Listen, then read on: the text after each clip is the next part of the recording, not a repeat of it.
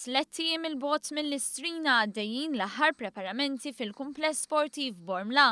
Il-post mażul għal din is-sena u li minnu nhar is-26 ta' Diċembru se jintlaqgħu telefonati bid-donazzjonijiet għal Malta Community Chest Fund. Meta żaret l-aħħar tħejjiet fuq il-post, il-President ta' Malta Mary Louise Colero Preka iddeskrivit l-għażla tal-post bħala waħda adattata għal xogħol aktar miġbur u aktar ta' kumdità tekniċi. Fil-waqt li ringrazzjat lill sponsors ewlenin hija ħabreġ se jkun qed isira l-ewwel darba fl-istorja tax-xandir tal-istrina għal din is-sena.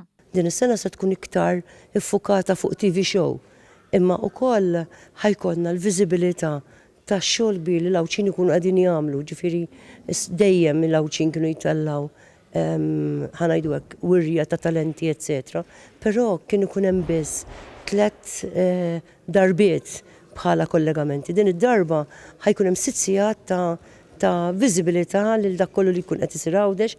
Fil-waqt li x-xewqa tkun dejjem li tinqabes is-somma tas-sena ta' qabel li kienet dik ta' 3,600,000 euro, il-President ta' Malta esprimit gratitudni lejn l-isforzi kollha li jsiru minn dawk kollha li jagħtu semhom.